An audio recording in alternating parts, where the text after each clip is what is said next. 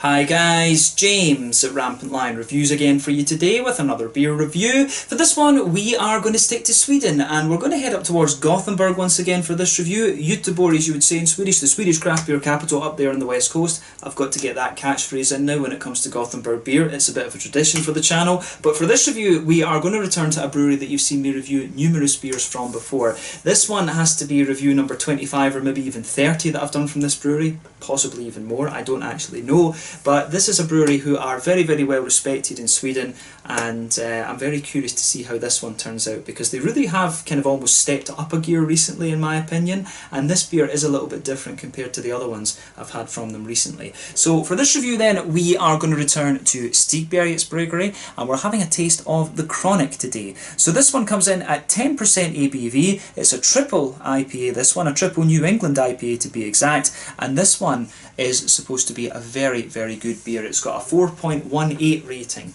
on Untappd. And as I've told you before, don't take Untappd as the gospel, but usually it is a fairly good barometer of how good your beer is going to be. And I've been really impressed with the other beers that I've had from these guys recently. The Amazing Haze, the Bigger Bolder was really nice, the Mistler was also very good, and you know, a little bit before that there were some really good ones as well. The King and the Queen of Hops were really good as well. I really enjoyed those ones, and you know, the Crosby Hops was pretty good as well. You know, they've been doing really well actually recently. The stuff that's been coming out of Stigbergets has almost just kind of been stepped up a gear, as I said. So yeah, these guys, one of the most well-known Swedish breweries these days, the one who really brought the kind of whole New England hazy IPA to Sweden actually. So yeah, one of the Swedish breweries that I really would recommend that you try actually, and I think they really are doing some really good stuff at the moment, I have to say. So this is a brewery that I would highly recommend that you check out. But this beer was released as part of the Lokal Småskaligt assortment for September of 2020 through Systembolaget here in Sweden, and it was released a few weeks prior to that in Glassbanken. So just to give you a bit of an idea in terms of pricing with this one, so this beer cost 66 Swedish kroners, so that is around I want to say about £6.75, something like that. But on Glassbanken, which you know, they have their warehouse in Denmark, then the beer gets kind of shipped into Sweden privately, it cost 99 Swedish kroners there, so that is around £9 actually. So to convert those in Systembolaget, this would cost you maybe €7.50, €8, something like that, about $8, $8.50 American. Whereas on Glassbanken it would cost you about €11 or maybe $12 actually. So you know, it shows you there is a bit of a markup on that, but obviously there's things like transport, there's the tax and stuff like that, I guess, as well, that they'll have to pay in Denmark. I'm not sure if the alcohol tax in Denmark is actually higher than it is in Sweden. I would be surprised if it is, because it is cheaper to drink in pubs in Denmark than it is in Sweden. But then again, the bottle shops in Denmark are more expensive than in Sweden, of course, but they don't have state-owned. They don't have the state-owned system actually. So yeah, it's interesting just to think about the whole kind of pricing of these things. But yeah, basically on Glassbanken this beer was 50% more expensive than it was on Systembolaget. So just kind of bear that in mind actually. It was quite an interesting comparison to make. But yeah, this one, as I say, it's my first triple IPA that I've reviewed, if memory serves me correctly, on the channel from Stigbergets. And I think it's the second one that I've had from them ever. I do remember having a triple IPA from these guys at Fermentoren over in Copenhagen, but that was back in the days of Ole Anderson being the brewmaster, so that was pre-2017, I'm sure. I'm sure it actually might have been 2017 or late 2016 actually, that I had that triple IPA in Fermentoren. I honestly can't remember. But yeah, definitely nice to have my first triple IPA review from Stigbergets here on the channel. Hopefully this beer is as good as the other ones they've been releasing recently, and I hope that you guys enjoy my take on this one as well. Very curious to see how this turns out. So yeah, as always with my reviews then, I'll tell you a little bit about the brewery before we taste the beer. If you want to get straight to the tasting, just fast forward. All the usual links are in the description below. That's the brewery website, the link to my other reviews that I've done from Stigbergets Bryggeri before, and you will no doubt see more from these guys in the near future because they are so prolific. There will be at least one more review from these guys this month. There's all the usual social media down there as well. If you want to see more reviews, do please consider subscribing to the channel. The whole channel, of course, has a geography-based tagging system, so you can go into the homepage and search for beer based on country, city, state, county, province, prefecture, whatever it is you're interested in. Do check out the playlists of beers from different countries. There is one there for all the Swedish beers that I've reviewed for you. That's constantly being added to, and as always, please do get get in touch and let me know some of the other beers and breweries that you guys would like to see me review. It's always great to hear from you guys that are watching the videos, and the support that you show the channel is hugely appreciated. So anyway, to tell you a little bit about Stigbergets Bryggeri then, on to my brewery notes. So Stigbergets Bryggeri, as I've told you already, are based in Gothenburg, Göteborg, and they were founded by Nils Håkrantz and Richard Simonsen. So the pair own two bars that share the one kitchen. This is the Bar Kino and the Hagabions Cafe, which you can find on Lenagatan in the city. Both of these opened back in 2007, and this building is actually an independent cinema that's got some really quirky films that you're not really going to find anywhere else. If you do want a little bit of a look at this venue, you can check out my Out and About video that I did. That was filmed mainly in Bar Kino because Hagabions Cafe was just, you know, completely chock-a-block. So I do hope that I can get up there again at some point and film it and take a kind of proper look at it, maybe do it in the daytime, because it was winter time when I was there. Actually, the days weren't too long, so the video was at certain points quite dark. But yeah, I would recommend that you go and check that out. Kind of the unofficial tap room of Stigbergets and of OO Brewing in the city, and it's really nice actually. I had a very good time in there. But originally the idea that these guys had, to go back to the brewery, originally the idea that Niels and Richard had was that they wanted to brew some beers that they could sell in the bar and the cafe. And this eventually led to them kegging the beer, selling it on to other pubs, and eventually to bottling as well, which began in November of 2014. The original beers that these guys produced were mainly English and German styles, but the brewery really made its name when it switched the focus to the more hoppy American styles of beer, notably the New England IPA. The original head brewer was Ole Anderson, who is also the co-owner of OO Brewing. He remained with the company until, I think it was about April of 2017. He is the creator of the GBG Beer Week 2016 beer, which is the one that really kind of kicked it off in Sweden. It's one, it is now kind of represented as the new and improved GBG Beer Week beer.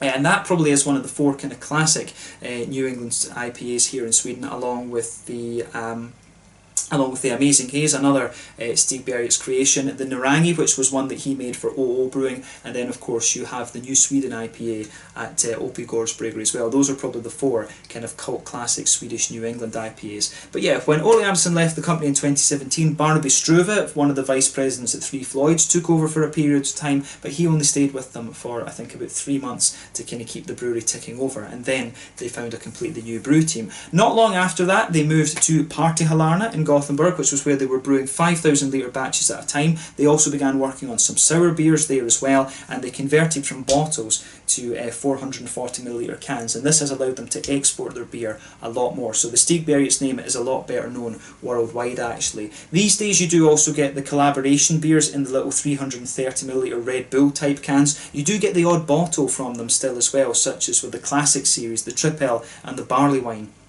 That I reviewed recently are examples of that. But these days they have a brew team of Ollie Banks, who used to work for Beavertown in London, and also Lucas Munraid, who used to be the main brewing man behind All In Brewing. One of the numerous gypsy breweries around Gothenburg. But as of summer 2020, these guys have actually moved to a new brewery in Ringen. Again, still in Gothenburg, but they are planning to brew some lambic beer there from what I understand. So hopefully that comes to fruition. It would be awesome to get some Swedish lambic beer there. But apparently at this brewery there is the possibility for another bar and for swimming facilities too. So that would be really interesting. Apparently the whole idea behind this is that they want to make an experience brewery. At least that was how I understood it from the beernews.se articles. But these guys also opened up a bar in Stockholm in April of 2020, if I'm remembering the month right. It might have been March, can't quite remember, but they've also recently opened up their own Folköl shop in Gothenburg as well. So for those of you watching outside of Sweden, Folköl is anything that is 3.5% and under. If it's over 3.5%, then it's considered a stark öl, a strong beer, and then it has to be sold through Systembolaget, the state-owned alcohol stores. But as of September 2020, when I'm filming this review for you, these guys have produced 85 different kinds of beer, according to Untappd. So yeah, a very prolific brewery these days. They've been releasing more and more beers since the kind of monthly releases at Systembolaget came in, and this is definitely one of the Swedish breweries that I would highly recommend that you check out. I've had some really good beers from them recently. As I said, the new and improved GBG Beer Week and the Amazing Haze are two of the cult classic Swedish New England IPAs, but recently, you know, the King of Hops I really enjoyed. The Queen of Hops was also very nice. The Bigger Bolder was great. The Mistler was very good, and of course we had the triple dry hopped version of Amazing Haze as well, which was really interesting. But yeah, that's all I can really tell you about Stigbergets Bryggeri for the moment. It's always interesting to review new beers from these guys, and this is one of the Swedish brews that I would highly recommend that you check out. So if you want to learn more, you can check out the brewery website. You can follow them on Facebook and Instagram to keep up to date with all the latest goings on, and you can of course check out the Rate Beer, Untappd and Beer Advocate pages to learn more about all the different beers that these guys have done. So yeah, let's get on and actually have a taste of this beer then and see how we go. So yeah, as you can see, the artwork on this one is quite similar to the Mistler, which was released a wee while ago. I want to say that was a 7.5%er, this one, so the Mistler. But yeah, this one is a 10% triple IPA. I've no idea what hops are actually in this one. I've really no idea what hops they're using in this, but I have to say I do like the kind of how would you describe that? The sort of almost neon style, horror style artwork, if you like, on this. This is pretty cool. But as I said, the Chronic Triple IPA, 10% ABV, and just going from the fact that it's got the oats and wheat in it, I'm guessing that this one will be a little bit more New England leaning. And you know, knowing Stigbergets, these guys are a little bit more New England leaning in their in how they do things. But yeah, 440ml can, this one, as I said, 66 kroners, about £6.75 or something like that in Systembolaget. So yeah, let's get this guy out and we will get on with the tasting then. This is most definitely going to be a sipper, and I am going to enjoy this one, I have to say. I couldn't find out what hops and things were in this one, but I'm guessing from the aroma, I've got a feeling there's a bit of mosaic in this one, just from when we've opened it up there. We'll see, probably. It does smell a little bit old school, to be honest with you, but there's just something coming out of the aroma that I've had so far that tells me a little bit of mosaic. So yeah, that's about 2/3 of the can out there. No doubt as well I will get Shredder, also known as the beer hedonist, commenting on the video telling me what hops in it. I really wonder how he does that. I'm like, how does he find out all the different hops in this? I mean, the only thing I could think of would be like Glassbank, but otherwise I'm really not sure how he does it actually, because the hops weren't listed on Glassbank and for this one. But yeah, as you can see, and as you would kind of expect, this beer is poured a big soupy, gloopy kind of colour. This one, I would describe this one as being, it's definitely more yellow. It looks like a very kind of a very sort of thick mango pulpy juice actually. The head on this one, as you can see, is a solid, I would say about a half finger. It's quite a bumpy head on this, but that's just going to fade away and be a very thin foamy layer. You know, at 10% ABV, you would expect the heads to retain on this one a little bit, which is what it's doing. Wheat apparently due to surface tension and all of these kind of things, and you know, intermolecular interactions and things like that. You know, it's really kind of you know, the head on that is going to retain. Wheat always helps the beers retain some of the head. It's just quite interesting. The bubbles on this are pretty damn big actually. It's not the foamiest of heads that I've come across from a Stigbergets beer. But as you can see, if you put your fingers behind the glass there, this one is pretty much opaque as hell. But as I say, as you go up the alcohol scale with the New England IPAs, there's more oats, there's more wheat, the beer is kind of inherently going to get hazier and hazier. But yeah, nothing particularly surprising about this beer in terms of its appearance. Definitely a hazy New England triple IPA, this one. So yeah, let's take a closer look at the aroma and just see how we get on. Yeah, that's pretty nice, I have to say. So yeah, straight away with this one, I will say, it's I've always, you know, in fairness, I've always found the triple IPAs a little bit more muted, if you like, than double IPAs, and I think it's just the kind of presence of the big boozy malt base actually. So this one, for me, I would say straight away it's got a nice aroma, but I wouldn't say this is the kind of boldest or the most attractive aroma that I've come across from Stigbergets. I'm not saying it's bad, don't get me wrong on that, but I think this one, it's definitely got I find this aroma just a little bit more kind of subtle and more reserved. That's probably a better way to put it. This aroma is definitely a bit more subtle and reserved compared to some of the other Stigbergets beers that I've had. So straight away with this one, you do get a nice little bit of a kind of smooth, wheaty, white bready quality coming out of the beer. There's a lovely little bit of a kind of oaty There is a lovely little bit of a kind of oaty creaminess to this one as well. I think the oats are quite strongly present in this one, more so than I remember from the other Stigbergets beers. But the wheat comes across as very smooth. I think that's the kind of, I think the oats and the wheat maybe have a bit of kind of antagonism, a bit of an antagonistic relationship in this one. I find the whole base of this one that comes across as very, very smooth, but at the same time you do have a bit of that stronger booziness to it as well. But yeah, there is a nice little bit of sweetness coming out of this beer as well. You've got a lot of that big kind of oily, you do have a little bit of that kind of oily Werther's Originally type flavour out of this one, a bit of a brighter McVitie's Digestive in there too. So I really like how all of that goes together, to be honest with you. It's kind of interesting how everything just fits together in this beer. Yeah, you can really smell the booziness off this the more and more that you smell of it actually. I've got the feeling from this one as well, I think the booziness is covering up a bit of the kind of dankness and floral qualities you're getting from the hops, because when you take the aroma in quite deeply you will get some of that kind of slightly spicy and big and floral character out of it, but you don't really get it on the, just, you know, when you look at it initially. So yeah, the malt base in this one is quite straightforward. It smells very, very thick, big Werther's Originally character to it, a bit of a kind of brighter McVitie's Digestive biscuity thing. Lots of oats for me, good little bit of wheat. The wheat doesn't really have the bitiness, it comes across as a bit more kind of smooth and creamy if you like. So yeah, it's an interesting malt base on this one, I have to say. On the hoppy side of things, I do get a little touch of earthiness. I think that makes me think even more that there is a bit of mosaic in this one. You've got some nice big floral aromatic notes in this. I do wonder if there could be a little bit of Columbus in this, but it doesn't quite strike me as being spicy enough. But in fairness, I did get a good bit of spice when I took the aroma in that little bit more deeply. But there's a nice bit of grassiness to this beer.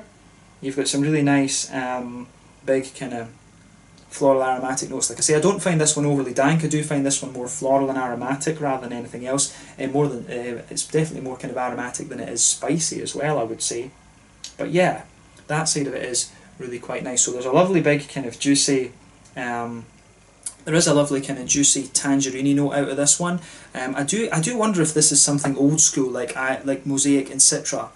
The fruity notes that you get out of this are pretty kind of straight up, to be honest with you. There's a good little bit of a kind of mango-y note to it. It's got a lovely kind of smooth mango, but at the same time it's got these kind of tangerine oranges. I've got a feeling that this is Mosaic, and maybe like it could be Victoria's Secret or it could be Simcoe, something like this. I doubt that it's Idaho 7. It's one of the ones that gives you the softer kind of tropical notes. So I wouldn't be surprised if this is a Mosaic and Simcoe triple IPA. There's just something in my head that's telling me that it's either Citra and Mosaic or it's Simcoe and Mosaic. It could be the three of them mixed together. That would be the other option. There's just something that's quite old school about this. I don't think this is hops that I guess you could say are too exotic. I think these are hops that I've had before, I'm pretty certain. So yeah, for me, definitely a bit of that tangerine Mosaic orange. You do get a bit of a more oily tangerine note towards the front of the nose. Behind that you've got some lovely kind of mango-y notes, and you've got a bit of a smooth passion fruity character in there as well. The more that you smell of it, I think the fruit's kind of smoothing out a little bit, and you start to get a kind of creamy, slightly tropically fruit coming out of the beer as well. So yeah, I do like how this, I do like how it goes together. The aroma, it doesn't really do anything surprising, but it's one of the more reserved aromas, I would say, that I've had from Stigbergets, and it comes across quite nicely. Once your nose adjusts to it and you can take in a few more kind of complexities out of it, it comes across really, really nicely. But as I say, I've always found that triple IPAs, the New England ones at least, are a little bit less kind of forthright, if you like, when it comes to their aroma. But nothing wrong with that, as long as the beer tastes good. That's the main thing. But yeah, let's have a taste of this one then and see how we go on. This one is the Chronic, a 10% triple IPA, a triple New England IPA, I'm pretty sure, from Stigbergets Bryggeri in Gothenburg here in Sweden. Really curious to see what this has in store. Let's get stuck in. Slange, skål.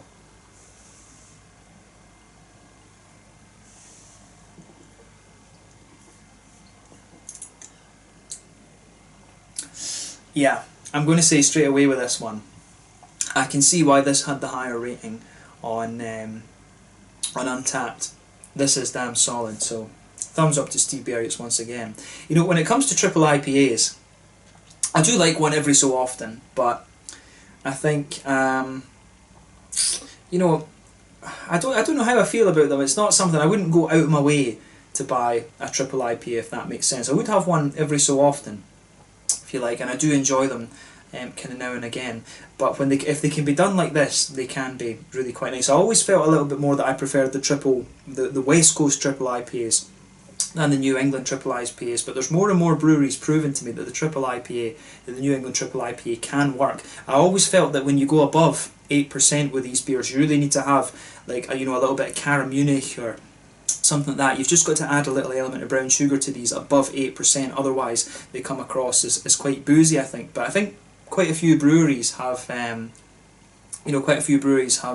it almost seems as if they've kind of noticed that, actually. I think that more and more breweries, there is almost this kind of Werther's Originally type element in the middle of your palate now with these beers, which you didn't used to have before. And I noticed that when I tried the double Narangi the other day. It was a bit more old school and a bit more bready leaning, whereas the more modern New England IPAs, I guess you could say, the ones from 2020 rather than 2015, these definitely have a bit of that more Werther's Originally type thing. I don't know if it's the new yeasts that they're using or new methods or exactly what it is, but I do think that the kind of newer New England IPAs have a bit more brown sugar to them. I think that's definitely the case.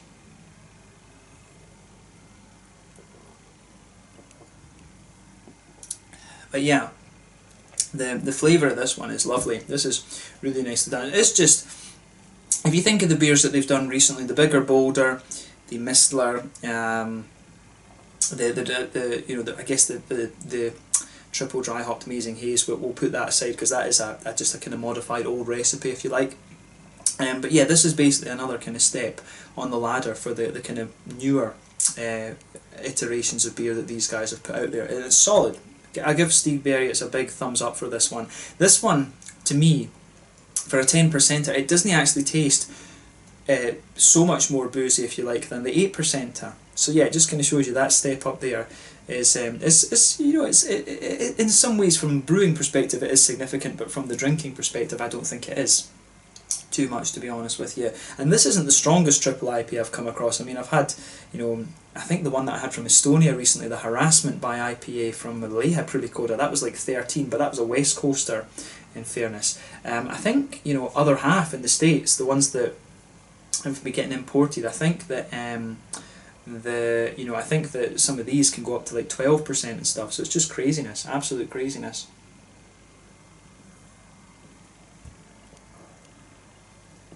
But yeah, the stuff that comes out of this is the way that this one goes together, I think, is pretty spot on. So this is another really damn solid beer from Stigbergets, and I'm going to sit and sip away on this for a good hour or two, I think. This is really nice. But yeah, let's try and break down the flavour of this one then. This one, I think, will be really good. Or it is really good, I should say. Look at that, you're getting a nice kind of smoother head out of it now. The head has gone a little bit more kind of creamy and slightly beige colour as well, actually, which is interesting. So yeah, straight away across the middle of the palate with this one, then you get that lovely kind of white bready base. When you go towards the back third of your tongue, there's a lovely kind of thicker white bready quality coming out of this one. It's got a lovely kind of smoothness to it. As I said, that smoothness that you pick out of this beer, from the wheaty side of it, that continues into the flavour actually. As you push further forward into the middle third of your palate, you've got a nice, you do have a nice little bit of, you do have a nice little bit of kind of a balance between the kind of smooth creamy notes towards the front of that middle third of your tongue, and then behind that you can feel a little bit of a lighter bready quality, but sitting on top of that, it's almost in like the kind of valley, if you like a little cup or something. You do get that kind of more oily Werther's Originally type flavour. I do get a little bit of a kind of straight up caramel out of this one in the very, very centre of the palate. It's very boozy, of course, as well. At 10%, it's going to be a little bit boozier. But yeah, the booziness in this beer really comes out in the kind of the very centre of your palate, if you like.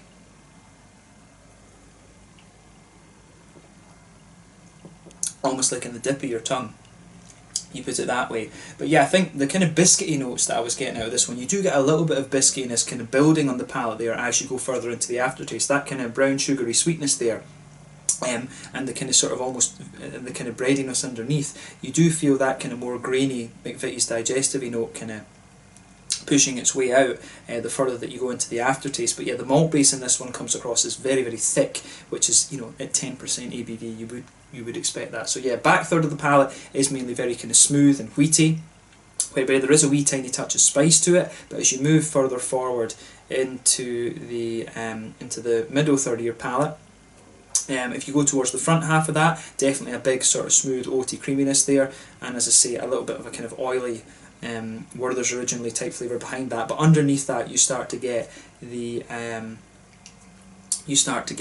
kind of how do you say, that kind of biscuity, McVitie's Digestive biscuity grainy sort of thing out of it. So yeah, interesting one from that sense. I like how the malt base goes together. Very straight shooting, but it works. It really does work. In terms of the hoppy side of the beer then, back corners of the palate, for me there is a little bit of earthiness coming out of this one. As you move further forward along the sides of the palate, it actually becomes very, very smooth, to be honest with you. I thought it would be a little bit more kind of spicy and floral, to be honest.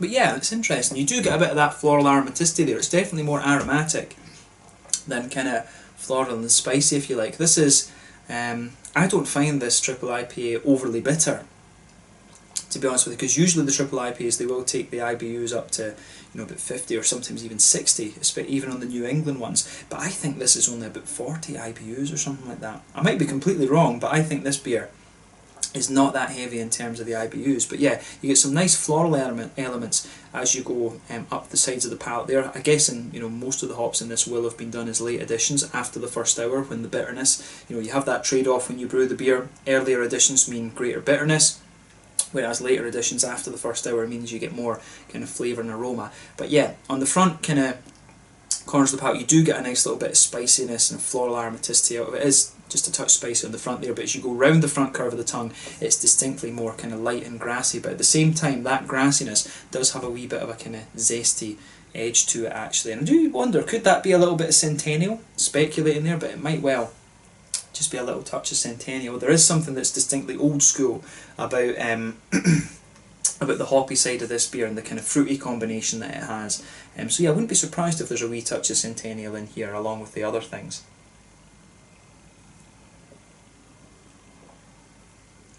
But yeah, on the fruity front, if you like, so if we go towards the front third of your palate there, that's where you get that lovely big oily bubble where the juicy fruity esters push their way out of the beer. If you go towards the back of that front third of your tongue, there is a wee bit of that slightly darker kind of passion fruity note coming out of the beer. So as you go further forward on the tongue, it does get a little bit more kind of mango-y. There is a nice wee bit of, there is a nice little bit of kind of softer tropical fruit in there, but it's quite minimal actually. There's maybe just a wee touch of like a pineapple or something like that. But then as you reach the kind of front half, or maybe front third of that front third of your tongue, that's when you get the more oily tangerine note in there. So I'm pretty certain there is.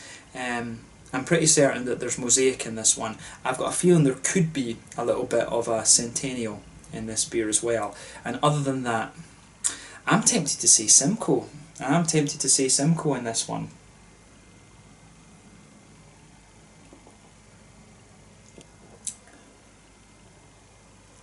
Yeah, tempted to say Simcoe, just because of the smoothness that it has. It could be, the other thing that it could be would be Victoria's Secret, because the more that I drink of it, the more I get a little bit of a kind of tropically fruit complexity. It's not quite, the passion fruit isn't quite pungent enough to be Galaxy, for example. But I could, the other possibility would be El Dorado, but then I think I'm thinking about it a bit too much. I think this is, I'm pretty sure there's mosaic in this. Pretty sure there's mosaic. There could be a little bit of Centennial, and the thing that tells me that is the kind of zesty grassiness that the beer has. A little bit of the other thing that gives away the mosaic, I think, is that wee touch of earthiness that the beer has too. But yeah, the tropical hop in this one, it's either Simcoe on its own, or there might be just a little touch of there might be a bit of Citra in this as well, and that could explain the slightly zesty note on the front edge of the tongue, because Citra, depending on what you mix it with, can give you a little bit of that a little bit of that kind of lemon limey zesty kind of thing. So yeah, I always love playing Guess the Hops with these beers. Those of you who watch the channel for any length of time do know that. But I think this is quite a straight shooting triple IPA. It's one of these ones that doesn't try to be too fancy. It just tries to do the job well, and it does that. It's a straight shooter, this one. And I think, yeah, as I said, Stigbergets, they have pulled off a solid triple IPA with this one. Just be aware with it, it will get you, because I can feel the booze in this one going to my head just now, and I think I've only drunk about a third of it or something like that. So yeah, this might be one that you want to share with your friend. This is my day off, so you know, this is one of the ones I'm enjoying this in the evening. It's a nice way to round off the evening. So yeah, I think this is definitely one that if you're drinking it during the week, share it with a friend. If you're drinking it on your day off, then yeah, fair play. But yeah, I think that is definitely fair with this one. It's a very straight shooting beer, this one. It's a little bit old school, but it's one of these ones that I would say is really well crafted. But I think we can say that about quite a few of the Stigbergets beers these days. They are all very well crafted, but this one is not as... I think this one isn't one of the more kind of fancy, more complex ones that I've had from them. I think it's just a real straight shooter. Nothing wrong with that. Sometimes simplicity is better, as they say. But in terms of the mouthfeel of this one then, I would say that this beer is quite full-bodied. The carbonation's really smooth for me. It's got a lovely kind of smoothness and slight creaminess to it, but there is a degree of oiliness to it as well. You kind of expect that when you're up at 10% ABV. You do need that to kind of give the beer the right feel. In terms of hoppy bitterness, I think this one is, I want to say it's 40, but there is a temptation there to say it's 50 IBUs as well, so I'm going to go with 40 or 50 IBUs. It's definitely not the most bitter triple IPA that I've come across, but I think it's got a real kind of, it really does have a real smoothness to it. Probably there's something in my head that's telling me maybe I've got that wrong and it could be about 60 or 70 IBUs, but I honestly think this must be about 50 at the maximum. And yeah, that's just the New England thing. People aren't used to the same IBUs these days as they were in the days of the West Coast IPAs. So yeah, I think I'll say about 50 IBUs for this one. I'll put my bet on 50 IBUs for this beer. But yeah, the malt base, like I say, lovely big smoothness to it. There is a degree of sweetness, quite an oily sweetness to it in the middle of the palate there. Pardon me. And you've got some really nice fruity qualities to this beer as well. I find the fruits in this one more oily rather than anything else as well, but that brings out the kind of tangerine notes that I suspect are coming from Mosaic. The tropical fruit notes are a little bit more juicy, but I think the oiliness from the malty side of the beer is really pushes the whole beer to feeling very smooth, but at the same time very, very oily. So yeah, kind of creamy underneath maybe, but more oily on the kind of surface of things, if you like. That's probably a good way to describe the overall kind of mouthfeel of this beer. But yeah, this is another solid effort from Stigbergets. These guys are doing very, very well recently, as I said, and yeah, this is definitely one of the kind of boozier things that I've come across. I would love to see these guys have another go. West Coast IPA. The double yellow line, I have to say, it was a bit too kind of boozy and not bitter enough, if you like. You know, I would love to see them have a go at like a 7.5% West Coast IPA. I think that would be a really interesting one. I don't remember ever having a black IPA from Stigbergets either. I think these guys, if they put their mind to it, would do an awesome Imperial Black. I think that's another thing I would love to see from Stigbergets. So maybe that's something that they would do in the future, because they've been doing really well with the New England IPAs recently. I'd love to see them have another go at the West Coast IPAs and also a go at the black IPAs. As far as memory serves me, I don't remember having a black IPA from Stigbergets, so that would be an interesting addition to the range. But yeah, when you go to these New England IPAs, you can expect a solid beer, whether it's triple, double, single, or even pale ale. The killer pale that I had from these guys was very good as well. But yeah, let's leave it at that for this one. This one was the Chronic, a New England triple IPA at 10% ABV from Stigbergets Bryggeri in Gothenburg. A monster of a beer, quite straight shooting, but just really well crafted in my mind. Another solid beer from these guys. So yeah, once again, thank you for watching my beer reviews. Until the next time, please like, subscribe, share, all the usual YouTube stuff. Let me know your own thoughts on this beer in the comment section below. Let me know what your favourite beers are from Stigbergets Bryggeri as well. We will return to these guys at some point soon.